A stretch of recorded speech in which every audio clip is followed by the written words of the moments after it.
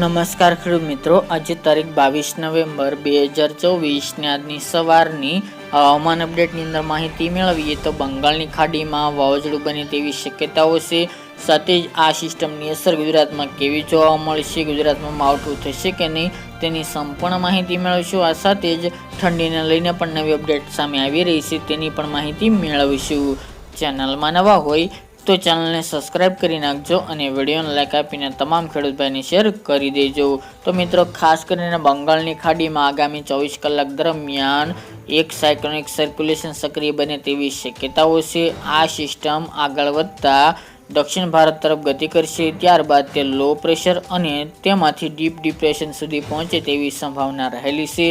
અમુક વેધર સંસ્થાઓ તેને વાવાઝોડામાં કેટેગરીમાં સામેલ થવાની પણ આગાહી કરી રહ્યા છે. તો અમુક વેધર મોડેલો અરબી સમુદ્રમાં આવીને ગુજરાતને અસર કરે તેવી પણ અપડેટ આપી રહ્યા છે. પરંતુ જ્યાં સુધી આ સિસ્ટમ બને નહીં અને તેમજ તે આગળ ન વધે ત્યાં સુધી તેની પાકી અપડેટ ના આવી શકાય. પરંતુ હાલની અપડેટ મુજબ જે મોડેલો દર્શાવી રહ્યા છે તે મુજબ કે આ સિસ્ટમ વધુ મજબૂત બનવાની છે, તેમજ દક્ષિણ ભારતમાંથી પસાર થવાની છે અને અરબી સમુદ્ર સુધી આવે તેવું અનુમાન રહેલું છે. આગામી 30 તારીખ સુધીમાં તેવું અનુમાન રહેલું છે. તેમજ આ સિસ્ટમને કારણે દક્ષિણ ભારતના વિસ્તારોમાં ભારે વરસાદ લાવી શકે છે. પરંતુ હાલની અપડેટ મુજબ અત્યારે ગુજરાતમાં ખતરો જણાતો નથી. પરંતુ ચોક્કસપણે તે અરબી સમુદ્રમાં આવીને વધુ મજબૂત બને અને બીજી સિસ્ટમ સક્રિય બને તો ગુજરાત તરફ આગળ વધે તો ગુજરાતને ખતરો જોવા મળી શકે છે. જેના અનુસંધાને જો ગુજરાતને અસર કરશે તો 30 તારીખ એટલે કે 1-2 ડિસેમ્બરમાં ગુજરાતના હવામાનમાં પલટો આવે તેવી સંભાવના રહેલી છે.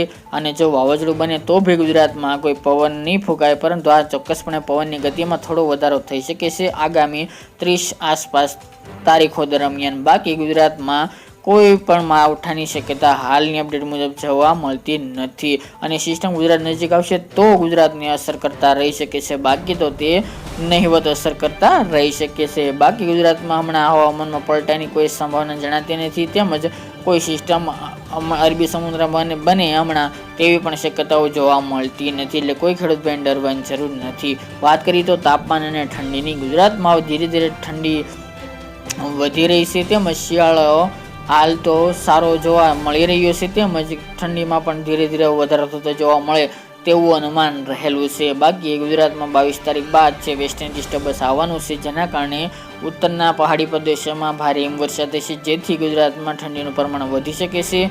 તેમજ આ નવેમ્બર મહિનાના એન્ડમાં કોઈ કડકડતી ઠંડીનો રાઉન્ડ આવે તેવું પણ હાલ તો ઓછું જોવા મળી રહ્યું છે. આ ચોક્કસપણે આ સિસ્ટમની અસર થશે તો 29-30માં ગુજરાતમાં ઠંડીમાં ઘટાડો પણ થઈ શકે છે વાદળછાયું વાતાવરણ રહેવાને કારણે. બાકી ડિસેમ્બર મહિનાના પ્રથમ સપ્તાહની અંદર ચોક્કસપણે ગુજરાતમાં ઠંડીનું જોર વધી શકે છે અને કડકડતી ઠંડી માટે હજુ રાહ જોવી પડશે. ડિસેમ્બર મહિનાની 19 તારીખથી હાથ થીજવતી ઠંડી જોવા મળે તેવી સંભાવના રહેલી છે. આ સાથે જ 29-30 નવેમ્બર દરમિયાન પણ એક વેસ્ટર્ન ડિસ્ટર્બન્સ આવી રહ્યું છે.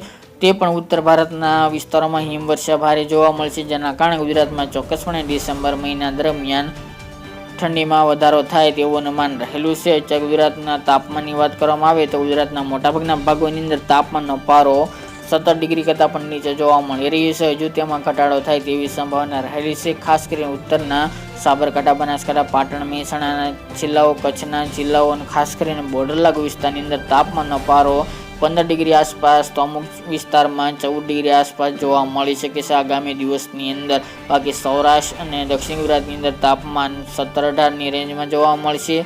22 તારીખ બાદ અમદાવાદ, ગાંધીનગર, મહીસાગર, પંચમહાલ, છોટાઉદેપુર, દાહોદ જેવા ભાગોની અંદર પણ તાપમાન 17 ડિગ્રી કરતાં પણ નીચે જોવા મળે આગામી 22 તારીખ બાદ તેવું અનુમાન રહેલું છે.